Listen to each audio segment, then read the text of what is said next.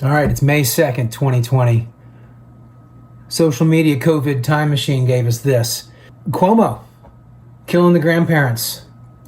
We knew this as of late March. He signed his infamous executive order forcing nursing homes, remember, forcing nursing homes to take back in COVID positive patients from hospitals. The long-term care facility lobby in the state lost their minds as soon as he issued that order on March 25th. And if you remember correctly, we were busy as a nation kissing Cuomo's butt purely because he wasn't Trump. And he killed 16,000 plus grandparents. Think about that. Think about if you are one of those people out there that hated Trump so much that you blindly loved this guy and you willfully ignored what he was doing here, which was unconscionable.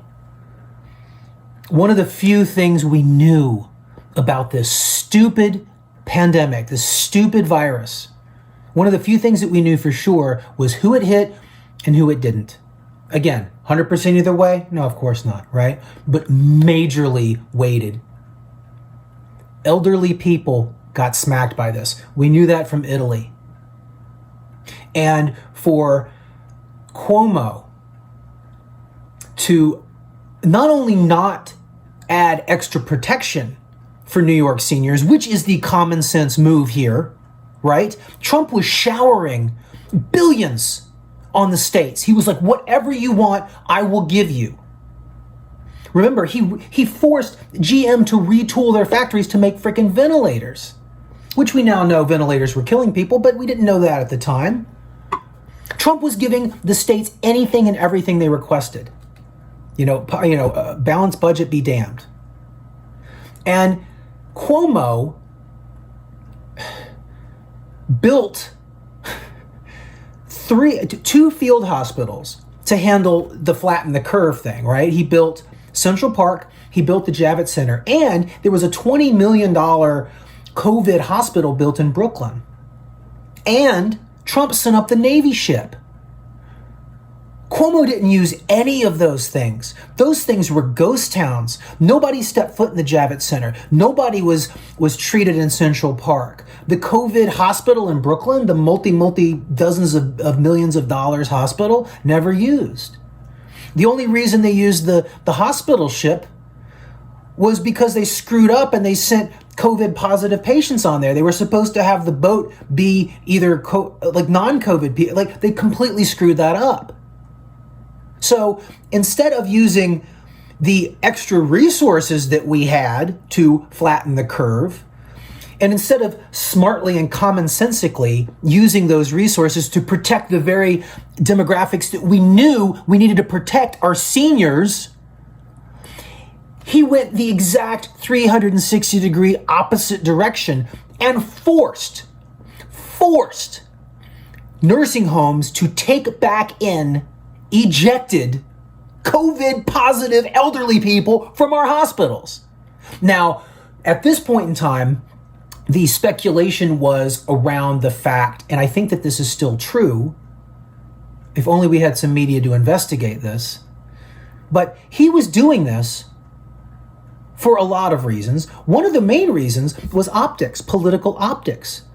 Naive Cuomo here, silly man he is, actually believed that the media was going to ding him for New York having high death numbers, high case numbers, right? Those aren't the same numbers, but part of his impetus of getting these elderly patients out of the hospitals and back into the nursing homes was because New York's death numbers were easier to control if he got them out of the hospitals, right? This was before the first bailout, right? This was before we started giving people extra money for COVID with deaths. And also, this was Medicare, Medicaid stuff.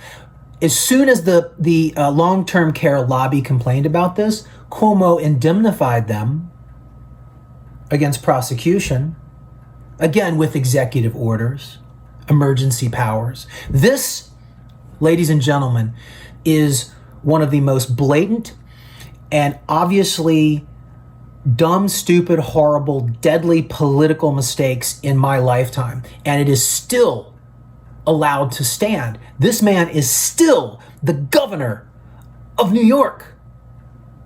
I mean, never mind that he is a lech and a bully and a sexual harasser. Again, how many women need to come out of the woodwork, right? But he should be gone yesterday because of this.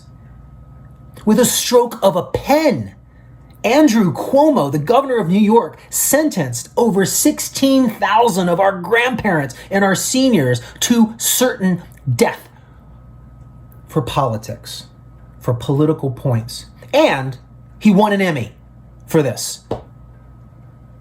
Jiminy, people, come on.